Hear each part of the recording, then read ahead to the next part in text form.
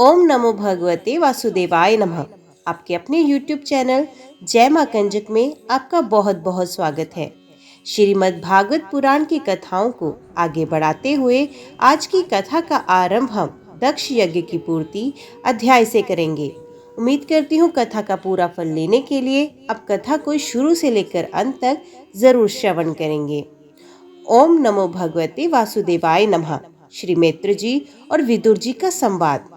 श्री मित्र जी कहते हैं, महाबाहो, विदुर जी, ब्रह्मा जी के इस प्रकार प्रार्थना करने पर भगवान शंकर ने प्रसन्नता पूर्वक हंसते हुए कहा, सुनिए।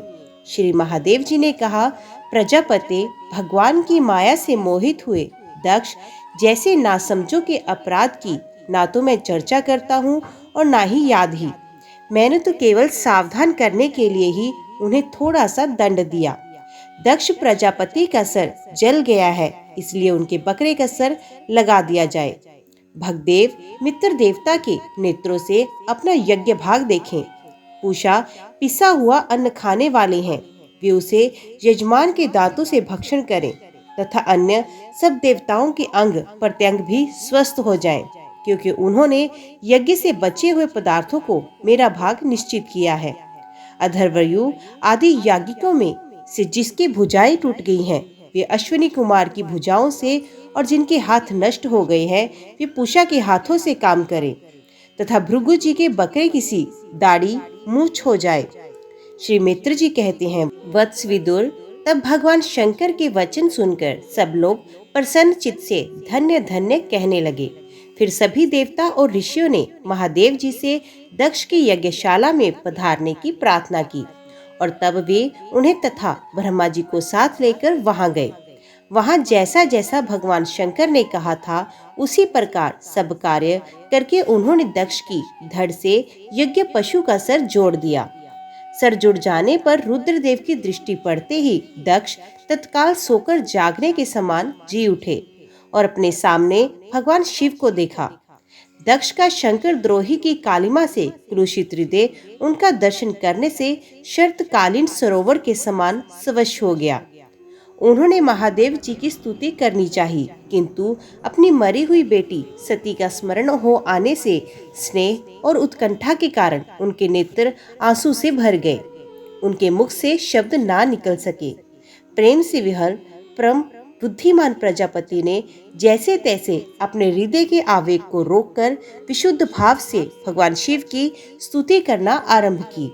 दक्ष ने कहा, भगवान, मैंने आपका अपराध किया था, किंतु आपने उसके बदले में मुझे दंड के द्वारा शिक्षा देकर बड़ा ही अनुग्रह किया है। अहो, आप और श्री हरि तो आचारहीन नाम मात्र के ब्राह्मणों की भी उपेक्षा नहीं करते, फिर हम जैसे यज्ञादि करने वालों को क्यों नहीं भूलेंगे। विभो, आपने ब्रह्मा होकर सबसे पहले आत्म तत्व की रक्षा के लिए अपने मुख से विद्या, तप और व्रतादि के धारण करने वाले ब्राह्मणों को उत्पन्न किया था। जैसे चरवाहा लाठी लेकर गौओं की रक्षा करता है, उसी प्रकार आप उन ब्राह्मणों की सब विपत्तियों से रक्षा करते हैं। मैं आपके तत्व को नहीं जानता था, इसी से मैंने भरी सभा में आपको अपने वाग्बाणों से वेधा था, किंतु आपने मेरे उस अपराध का कोई विचार नहीं किया। मैं तो आप जैसे पूज्यतम महानुभावों का अपराध करने के कारण नरक आदि नीच लोकों में गिरने वाला था, परंतु आपने अपनी करुणा भरी दृष्टि से मुझे उबार लिया। अब भी आपको प्रसन्न करने योग्य मुझ में कोई गुण नहीं, बस आप अपने ही उदारता पूर्वक बर्ताव से मुझ पर प्रसन्न होए। श्री मित्र जी कहते हैं, आशुतोष शंकर से इस प्रकार अपना अपराध क्षमा कराकर दक्ष ने ब्रह्मा जी के कहने पर उपाध्याय, ऋत्विज आदि की सहायता से यज्ञ कार्य आरंभ किया। तब ब्राह्मणों ने यज्ञ संपन्न करने के उद्देश्य से रुद्रगण संबंधी भूत पिशाचों के संसर्ग जनित दोष की शांति के लिए 3 पात्रों में विष्णु भगवान के लिए तैयार किए हुए पुरोडाश नाम चरु का हवन किया। विदुर जी उस हवि को हाथ में लेकर खड़े हुए अधर्वियों के साथ यजमान दक्ष ने ज्यों ही विशुद्ध चित्त से श्री हरि का ध्यान किया, त्यों ही सहसा भगवान वहां प्रकट हो गए। बृहत एवं रथंतर नामक साम स्तोत्र जिनके पंख हैं, गरुड़ जी के द्वारा समीप लाए हुए भगवान ने दसों दिशाओं को प्रकाशित करती हुई अपनी अंग कांति से सब देवताओं का तेज हर लिया। उनके सामने सबकी कांति फीकी पड़ गई। उनका श्याम वर्ण था, कमर में स्वर्ण की करधनी तथा पीताम्बर सुशोभित थे। सर पर सूर्य के समान देदीप्यमान मुकुट था।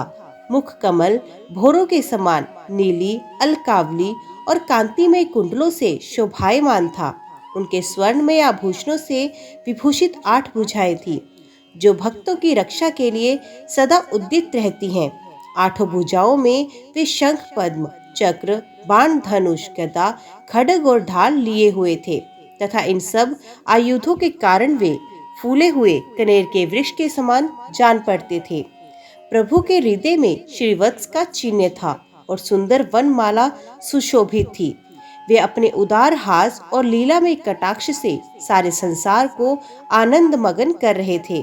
पार्षदगण दोनों ओर राजहंस के समान सफेद पंखे और चवल डुरा रहे थे। भगवान के मस्तक पर चंद्रमा के समान शुभ्र छत्र शोभा दे रहा था। भगवान पधारे हैं ये देखकर इंद्र, ब्रह्मा और महादेव जी आदि देवेश्वरों सहित समस्त देवता, गंधर्व और ऋषि आदि ने सहसा खड़े होकर उन्हें प्रणाम किया। उनके तेज से सबकी कांति फीकी पड़ गई, जीवा लड़खड़ाने लगी। वे सबके सब सकपका गए और मस्तक पर अंजलि बांधकर भगवान के सामने खड़े हो गए। यद्यपि भगवान की महिमा तक ब्रह्मा आदि की मति भी नहीं पहुंच पाती, तो भी भक्तों पर कृपा करने के लिए दिव्य रूप में प्रकट हुए श्री हरि की वे अपनी अपनी बुद्धि के अनुसार स्तुति करने लगे। सबसे पहले प्रजापति दक्ष एक उत्तम पात्र में पूजा की सामग्री ले नंद सुनांदी पार्षदों से घिरे हुए प्रजापतियों के परम गुरु भगवान यज्ञेश्वर के पास गए और अति आनंदित होकर विनीत भाव से हाथ जोड़कर प्रार्थना करते प्रभु के शरणापन्न हुए। दक्ष ने कहा, भगवान, अपने स्वरूप में आप बुद्धि की जागृति संपूर्ण अवस्थाओं में रहत, शुद्ध चिन्ह में भेद रहत, अतएव निर्भय हैं। आप माया का तिरस्कार करके स्वतंत्र रूप से विराजमान हैं। तथापि जब माया से ही जीव भाव को स्वीकार कर उसी माया में स्थित हो जाते हैं, तब अज्ञानी से दिखने लगते हैं। ऋत्विजों ने कहा, उपाधि रहित प्रभु भगवान रुद्र के प्रधान अनुचर रंधीश्वर के शाप के कारण हमारी बुद्धि केवल कर्म कांड में फंसी हुई है। अतएव हम आपके तत्व को नहीं जानते, जिसके लिए इस कर्म का यही देवता है, ऐसी व्यवस्था की गई है। उस धर्म प्रवृत्ति के प्रयोजक वेत्रिय से प्रतिपादित यज्ञ को ही हम आपका स्वरूप समझते हैं। सदस्यों ने कहा, जीव को आश्रय देने वाले प्रभु, जो अनेक प्रकार के क्लेशों के कारण अत्यंत दुर्गम है, जिसमें काल रूप भयंकर सर्प ताक में बैठा हुआ है, त्वंत रूप अनेकों गड़े हैं, दुर्जन रूप जंगली जीवों का भय है तथा शोक रूप दावानल धतक रहा है, ऐसे विश्राम स्थल से रहित संसार मार्ग में जो अज्ञान घनी जीव कामनाओं से पीड़ित होकर विषय रूप मृग तृष्णा जल के लिए ही देह गेह का भारी बोझ सर पे लिए जा रहा है, वे भला आपके चरण कमलों की शरण में कब आने लगे। रुद्र ने कहा, वरदायक प्रभो, आपके उत्तम चरण इस संसार में काम पुरुषों को संपूर्ण पुरुषार्थों की प्राप्ति कराने वाले हैं और जिन्हें किसी भी वस्तु की कामना नहीं, वे निष्काम मुनिजन भी उनका आदर पूर्वक पूजन करते हैं। उनमें चित्त लगा रहने के कारण यदि अज्ञानी लोग मुझे आहार भ्रष्ट कहते हैं तो कहें, आपके परम अनुग्रह से मैं उनके कहने सुनने का कोई विचार नहीं करता। भृगु जी ने कहा, आपके गहन माया से आत्मज्ञान लुप्त हो जाने के कारण जो अज्ञान निद्रा में सोए हुए हैं, वे ब्रह्मादि देहधारी आत्मज्ञान में उपयोगी आपके तत्व को अभी तक नहीं जान सके। ऐसे होने पर भी आप अपने शरणागत भक्तों के तो आत्म और सहृदय हैं, अत आप मुझ पर प्रसन्न हुए। ब्रह्मा जी ने कहा, प्रभु, पृथक पृथक पदार्थों जानने वाली इंद्रियों के द्वारा पुरुष जो कुछ देखता है वे आपका स्वरूप नहीं है, क्योंकि आप ज्ञान शब्दादि विषय और श्रोतादि इंद्रियों के अधिष्ठान हैं। ये सब आप में अध्यस्त है, अतएव आप इस माया में प्रपंच से सर्वथा अलग हैं। इंद्र ने कहा, अच्युत, आपका ये जगत को प्रकाशित करने वाला रूप देवद्रोहियों का संहार करने वाली 8 भुजाओं से सुशोभित है, जिनमें आप सदा ही नाना प्रकार के आयुध शरण धारण किए हुए हैं। ये रूप हमारे मन और नेत्रों को परम आनंद देने वाला है। याज्ञिकों की पत्नियों ने कहा, भगवान, ब्रह्मा जी ने आपके पूजन के लिए ही इस यज्ञ की रचना की थी, परंतु दक्ष पर कुपित होने के कारण इसे भगवान पशुपति ने अब नष्ट कर दिया।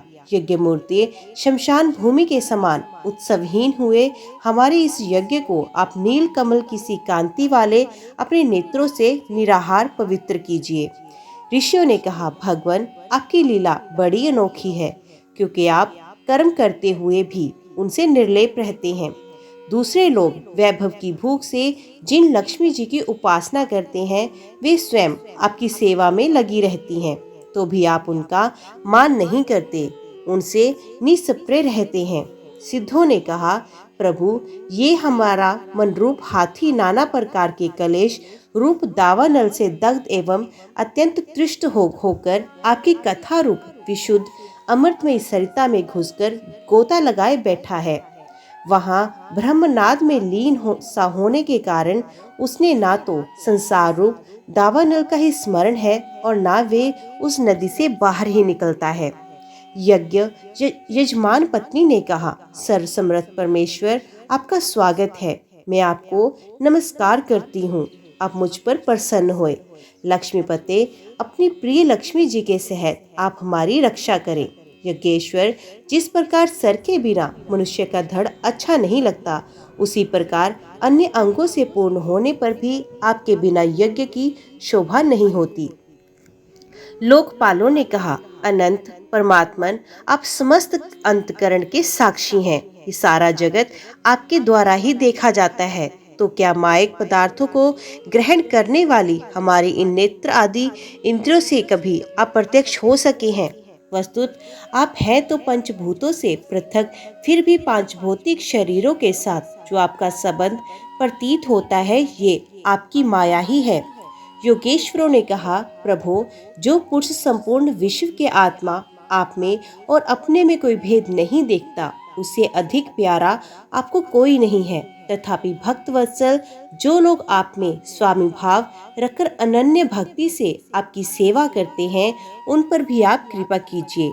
जीवों के अदृष्टवश जिसके सत्वादि गुणों में बड़ी विभिन्नता आ जाती है, उस अपनी माया के द्वारा जगत की उत्पत्ति, स्थिति और प्रलय के लिए ब्रह्मादि विभिन्न रूप धारण करके आप भेद बुद्धि पैदा कर देते हैं, किंतु अपनी स्वरूप स्थिति से आप उस भेद ज्ञान और उसके कारण सत्वादि गुणों से सर्वथा दूर हैं।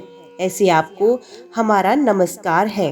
ब्रह्म स्वरूप वेद ने कहा, आप ही धर्मादि की उत्पत्ति के लिए शुद्ध सत्व को स्वीकार करते हैं, साथ ही आप निर्गुण भी हैं। अतएव आपका तत्व ना तो मैं जानता हूँ और ना ब्रह्मादि कोई और ही जानते हैं। आपको नमस्कार है। अग्निदेव ने कहा, भगवान, आपके ही तेज से प्रज्वलित होकर मैं श्रेष्ठ यज्ञों में देवताओं के पास घृत मिश्रित हवि पहुंचाता हूँ। आप साक्षात यज्ञ पुरुष एवं यज्ञ की रक्षा करने वाले हैं।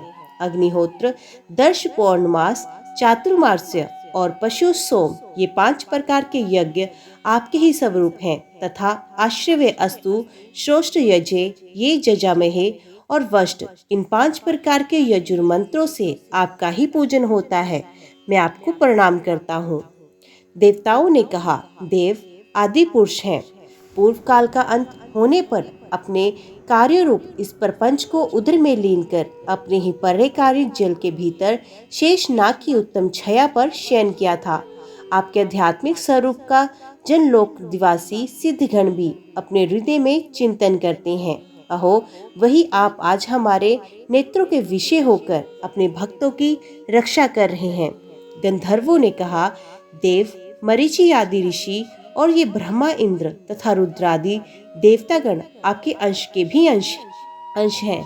महत्तम, ये संपूर्ण विश्व आपके खेल की सामग्री है। नाथ, ऐसे आपको हम सर्वदा प्रणाम करते हैं।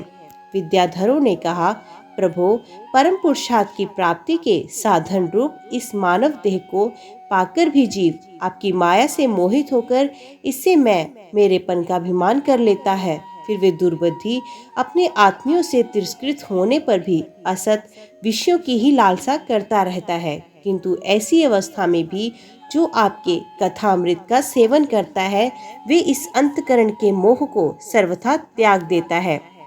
ब्राह्मणों ने कहा, भगवान, आप ही यज्ञ, आप ही हवि हैं, आप ही अग्नि, स्वयं आप ही मंत्र हैं, आप ही समिधा, कुशा और यज्ञ पात्र हैं तथा आप ही सदस्य, ऋत्वज, यजमान एवं उसकी धर्म पत्नी, देवता, अग्निहोत्र, स्वधा, सोमरस, घृत और पशु हैं। वेद मूलते यज्ञ और उसका संकल्प दोनों आप ही हैं। पूर्व काल में आप ही अति विशाल वरा रूप धारण कर रसातल में डूबी हुई पृथ्वी को लीला से ही अपनी दाढ़ों पर उठाकर इस प्रकार निकाल लाए थे, जैसे कोई गजराज कमलिनी को उठा लाए। उस समय आप धीरे धीरे गरज रहे थे और योगीगण आपका ये अलौकिक पुरुषार्थ देखकर आपकी स्तुति करते जा रहे थे। यज्ञेश्वर, जब लोग आपके नाम का कीर्तन करते हैं तब यज्ञ के सारे विघ्न नष्ट हो जाते हैं। हमारा ये यज्ञ स्वरूप सत्कर्म नष्ट हो गया था, अतः हम आपके दर्शनों की इच्छा कर रहे थे। अब आप हम पर प्रसन्न होए, आपको नमस्कार है। श्री मित्र जी कहते हैं, भैया विदुर, जब इस प्रकार सब लोग यज्ञ रक्षक भगवान ऋषिकेश की स्तुति करने लगे, तब परम चतुर दक्ष ने रुद्र पार्षद वीरभद्र के ध्वंस किए हुए यज्ञ को फिर आरंभ कर दिया। सर्वंतर्यामी श्री हरि तो यो सभी के लोग भोगों के भोगता है, तथा पितृकाल पूर्णोष्ट श्रूप अपने भाग से और भी प्रसन्न होकर उन्होंने दक्ष को संबोधन करते हुए कहा। श्री भगवान बोले, जगत का परम कारण मैं ही ब्रह्मा, मैं ही महादेव और मैं सबकी आत्मा, ईश्वर और साक्षी हूँ तथा स्वयं प्रकाश और उभत शून्य हूँ। विप्रवर, अपने त्रिगुणात्मिका माया को स्वीकार करके मैं ही जगत की रचना, पालन और संहार करता रहता हूँ। मैंने ही उन कर्मों के अनुरूप ब्रह्मा, विष्णु और शंकर ये नाम धारण किए हैं। ऐसा जो भेद रहित विशुद्ध पर ब्रह्म स्वरूप है, वो भी मैं हूँ। उसी में अज्ञानी पुरुष ब्रह्मा, रुद्र तथा अन्य समस्त जीवों को विभिन्न रूप से देखता है। जिस प्रकार मनुष्य अपने सर, हाथ आदि अंगों में ये मुझसे भिन्न है ऐसी बुद्धि कभी नहीं करता, उसी प्रकार मेरा भक्त प्राणी मात्र को मुझसे भिन्न नहीं देखता। ब्राह्मण, हम ब्रह्मा, विष्णु और महेश्वर तीनों सब स्वरूपत एक ही हैं और हम ही संपूर्ण जीव रूप हैं। अतः जो हमसे कुछ भी भेद नहीं देखता, वे शांति प्राप्त करता है। श्री मित्र जी कहते हैं, भगवान के इस प्रकार आज्ञा देने पर प्रजापतियों के नायक दक्ष ने उनका त्रिकाल यज्ञ के द्वारा पूजन करके फिर अंगभूत और प्रधान दोनों प्रकार के यज्ञों से अन्य सब देवताओं का अर्चन किया।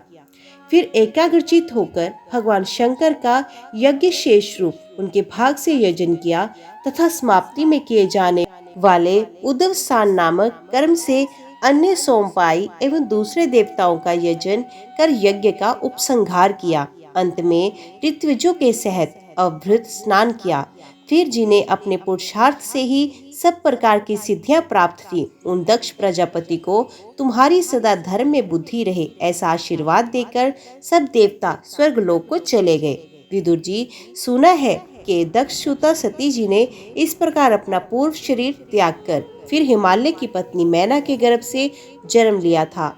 जिस प्रकार प्रलय काल में लीन हुई शक्ति सृष्टि के आरंभ में फिर ईश्वर का ही आश्रय लेती हैं, उसी प्रकार अनन्य प्रायणा श्री अंबिका जी ने उस जन्म में भी अपने एकमात्र आश्रय और प्रियतम भगवान शंकर को ही वर्ण किया। विदुर जी, दक्ष यज्ञ का विध्वंस करने वाले भगवान शिव का चरित्र मैंने बृहस्पति जी के शिष्य परम भगवत उद्धव जी के मुख से सुना था। कुरुनंदन श्री महादेव जी का ये पावन चरित्र यश और आयु को बढ़ाने वाला तथा पाप पुंज को नष्ट करने वाला है। जो पुरुष भक्ति भाव से इसका नित्य प्रति श्रवण और कीर्तन करता है, वे अपनी पाप राशि का नाश करता है। श्री मित्र जी कहते हैं, शत्रुसूदन, विदुर जी, सनकादि नारद, ऋभु, हंस, अरुणी और यति ब्रह्मा जी के इन नैष्ठिक ब्रह्मचारी पुत्रों ने गृहस्थाश्रम में प्रवेश नहीं किया। अधर्म भी ब्रह्मा जी का ही पुत्र था। उसकी पत्नी का नाम मृषा, उसके दंभ नामक पुत्र और माया नाम की कन्या हुई। उन दोनों की निवृत्ति ले गया क्योंकि उसके कोई संतान नहीं थी। दंभ और माया से लोभ और निकृति का जन्म हुआ। उनसे क्रोध और हिंसा तथा उनसे कली और उसकी बहन दुर्गति उत्पन्न हुई।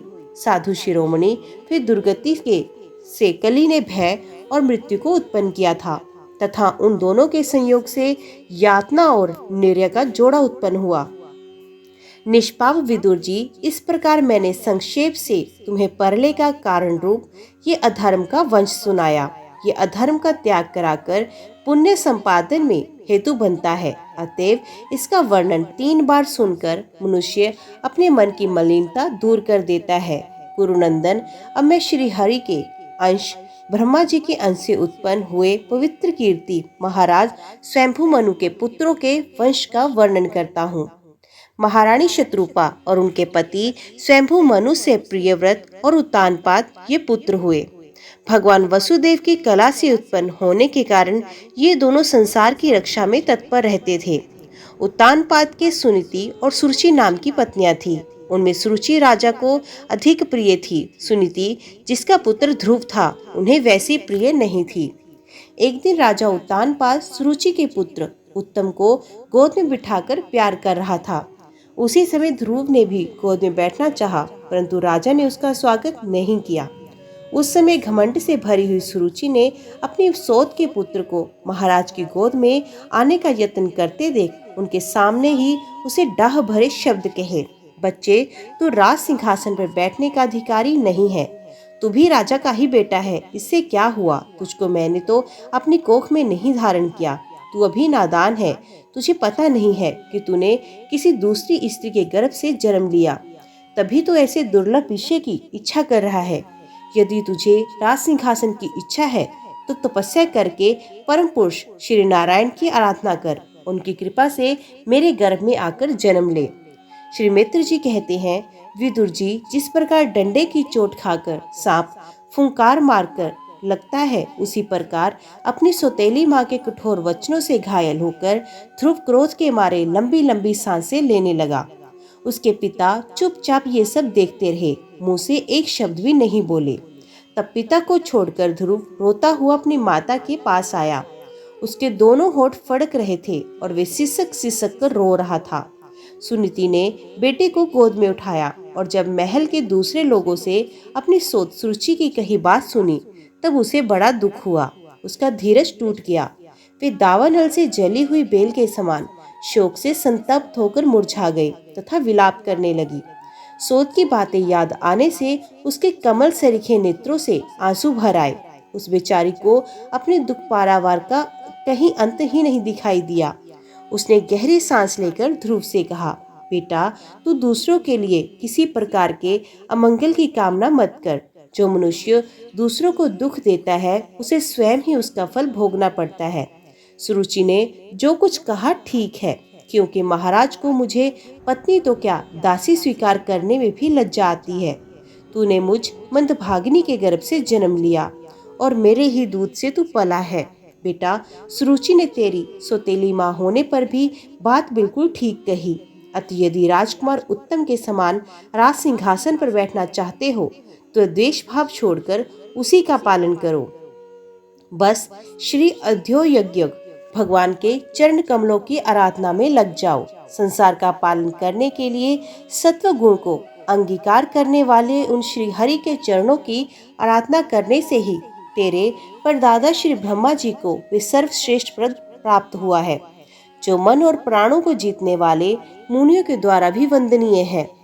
इसी प्रकार तेरे दादा स्वयंभू मनु ने भी बड़ी बड़ी दक्षिणा वाले यज्ञों के द्वारा अनन्य भाव से उन्हीं भगवान की आराधना की, तभी उन्हें दूसरों के लिए अति दुर्लभ लौकिक, अलौकिक तथा मोक्ष सुख की प्राप्ति हुई। बेटा, तू भी उन भक्त वत्सल श्री भगवान का ही आश्रय ले। जन्म मृत्यु के चक्र से छूटने की इच्छा करने वाले मुमुक्ष लोग निरंतर उन्हीं के चरण कमलों के मार्ग की खोज किया करते हैं। तू सर्वधर्म का पालन से पवित्र हुए अपने चित्त में श्री पुरुषोत्तम भगवान को बैठा ले तथा अन्य सबका चिंतन छोड़कर केवल उन्हीं का भजन कर। बेटा, उन कमल दल लोचन श्री हरि को छोड़कर मुझे तो मेरे दुख को दूर करने वाला और कोई दिखाई नहीं देता। देख, जिन्हें प्रसन्न करने के लिए ब्रह्मा आदि अन्य सब देवता ढूंढते रहते हैं, वे श्री लक्ष्मी जी भी दीपक की भांति हाथ में कमल लिए निरंतर उन्हीं श्री हरि की खोज किया करती हैं।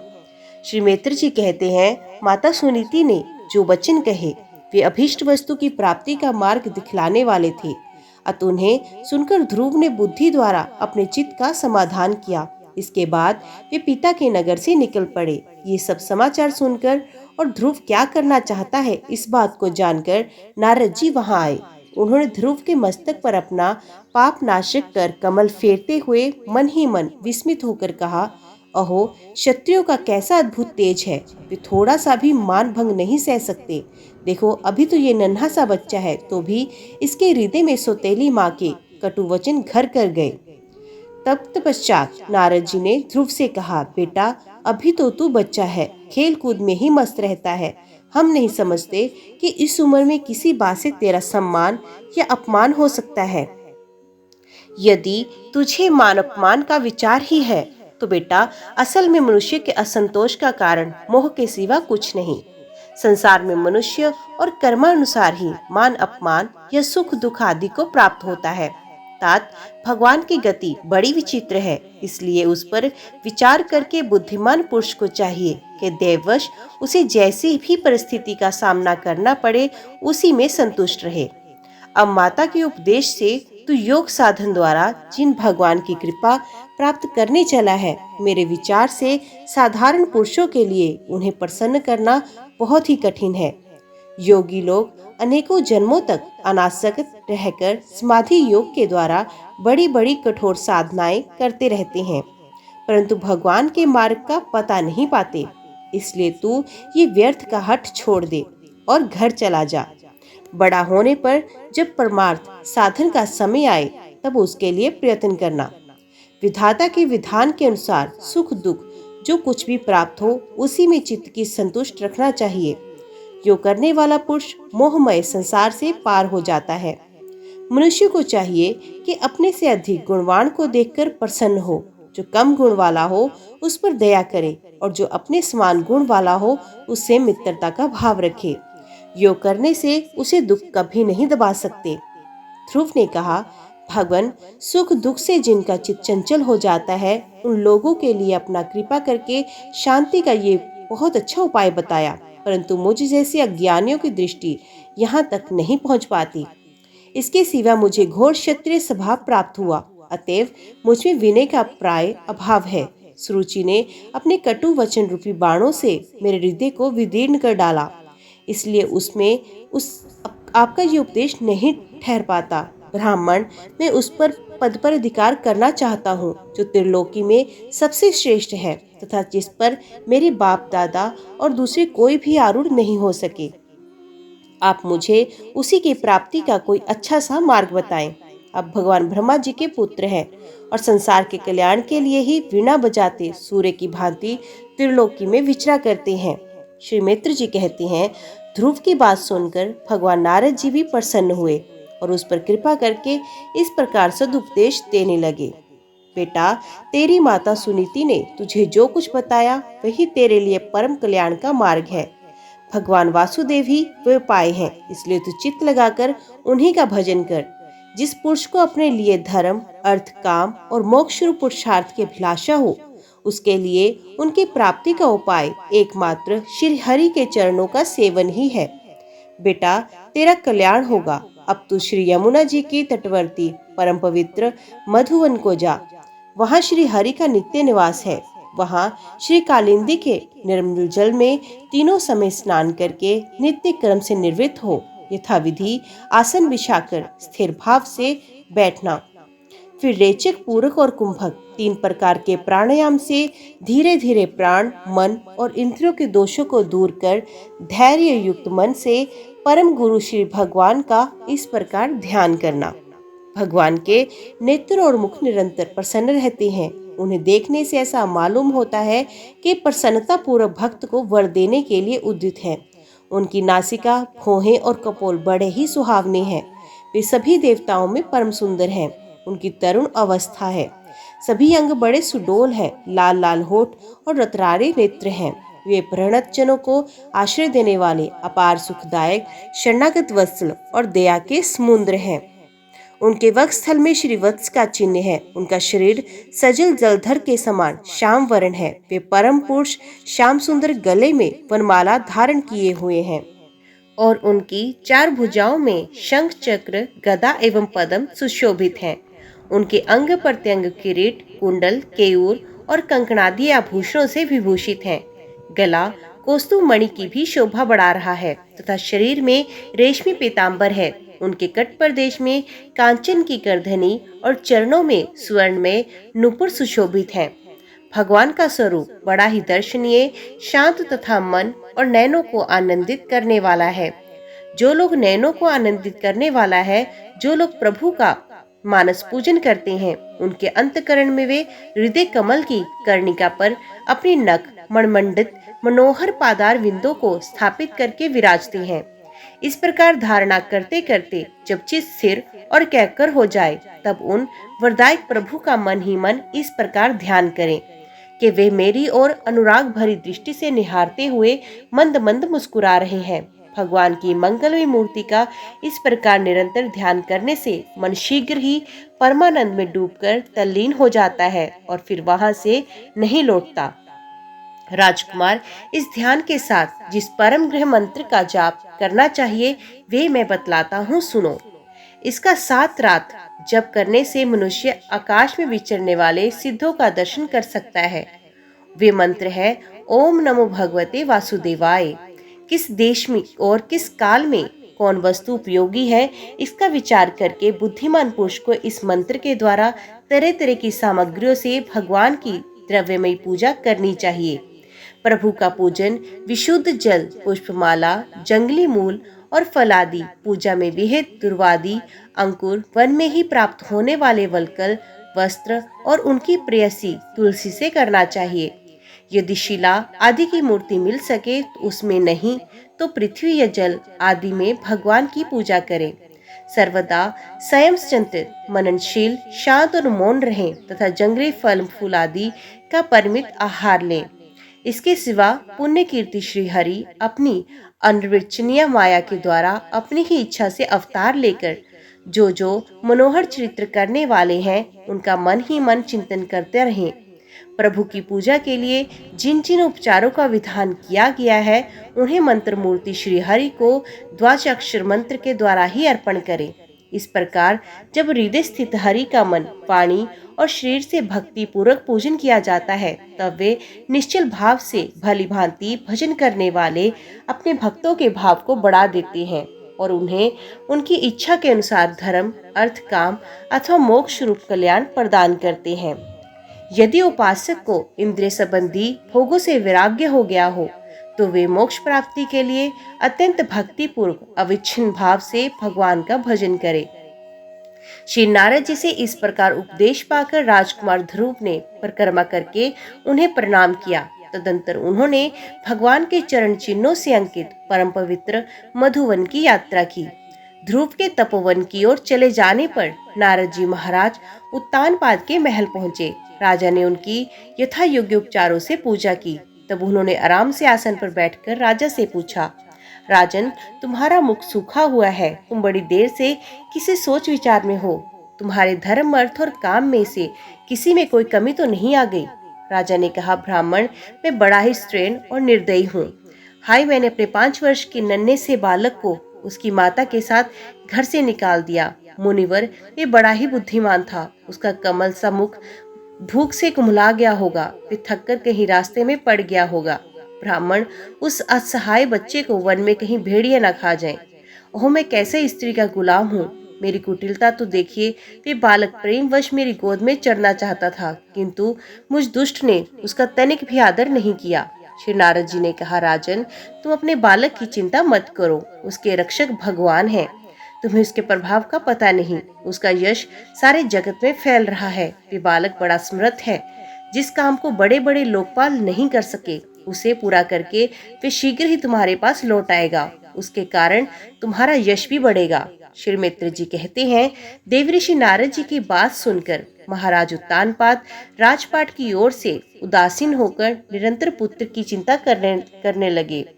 इधर ध्रुव जी ने मधुवन में पहुंचकर यमुना में स्नान किया और उस रात पवित्रता पूर्वक उपवास करके श्री नारद जी के उपदेश अनुसार एकाग्रचित्त से परम पुरुष श्री नारायण की उपासना आरंभ की। उन्होंने 3 रात्रि के अंतर से शरीर निर्वाह के लिए केवल कैथ और बेर के फल खाकर श्री हरि की उपासना करते हुए 1 मास व्यतीत किया। दूसरे महीने में उन्होंने 6 दिन के पीछे सूखे घास और पत्ते खाकर भगवान का भजन किया। तीसरा महीना 9 दिन पर केवल जल पीकर समाधि योग के द्वारा श्री हरि की आराधना करते हुए बिताया। चौथे महीने में उन्होंने श्वास को जीतकर 12 दिन के बाद केवल वायु पीकर ध्यान योग द्वारा भगवान की आराधना की। 5वां मास लगने पर राजकुमार ध्रुव श्वास को जीतकर परब्रह्म का चिंतन करते हुए एक पैर से खंबे के समान निश्चल भाव से खड़े हो गए। उस समय उन्होंने शब्दादि विषय और इंद्रियों के नियामक अपने मन को सब ओर से खींच लिया तथा हृदय स्थित हरि के स्वरूप का चिंतन करते हुए चित्त को किसी दूसरी ओर न जाने दिया। जिस समय उन्होंने महदादि संपूर्ण तत्वों के आधार तथा प्रकृति और पुरुष के भी अधीश्वर प्रब्रह्म की आराधना धारणा की, उस समय तीनों लोग कांप गए। जब राजकुमार ध्रुव एक पैर से खड़े हुए तब उनके अंगूठे से दबकर आधी पृथ्वी इस प्रकार झुक गई जैसे किसी गजराज के चढ़ जाने पर नाव झुक गई हो। जैसे किसी गजराज के चढ़ जाने पर पद पद पर दाएं दाएं और डगमगाने लगती हो। ध्रुव जी अपने इंद्रिय द्वारा प्राणों को रोककर अनन्य भक्ति से विश्वात्मा श्री हरि का ध्यान करने लगे। इस प्रकार उनकी समष्टि प्राण से अभिन्नता हो जाने के कारण सभी जीवों का श्वास प्रश्वास रुक गया। इससे समस्त लोक और परलोकों को बड़ी पीड़ा हुई और वे सब घबराकर श्री हरि की शरण में गए। देवताओं ने कहा, भगवान, समस्त स्थावर जंगम जीवों के शरीरों का प्राण एक साथ ही रुक गया। ऐसा तो हमने पहले कभी अनुभव नहीं किया। आप शरणागतों की रक्षा करने वाले हैं। अपनी शरण में आए हुए हम लोगों की इस दुख से रक्षा कीजिए। श्री भगवान ने कहा, देवताओं, तुम डरो मत। उत्तानपाद के पुत्र ध्रुव ने अपने चित्त को मुझ विश्वात्मा में लीन कर लिया है। इस समय मेरे साथ उसकी अभेद धारणा सिद्ध हो गई है। इसी से उसके प्राण निरोध से तुम सबका प्राण भी रुक गया है। अब तुम अपने अपने लोकों को जाओ। मैं उस बालक को इस दुष्कर तप से निर्वृत्त कर दूंगा। ओम नमो भगवते वासुदेवाय नमः। आज की वीडियो में इतना ही। उम्मीद करती हूँ वीडियो आपको पसंद आई होगी। वीडियो पसंद आई हो वीडियो को लाइक और चैनल को सब्सक्राइब जरूर कीजिएगा। जय श्री हरि लिखकर कमेंट बॉक्स में अपनी हाजिरी और अपने सुझाव देना ना भूलिएगा। तो मिलते हैं अगले अध्याय के साथ। तब तक के लिए देखते व सुनते रहिए। जय मां कंजक, जय माता दी।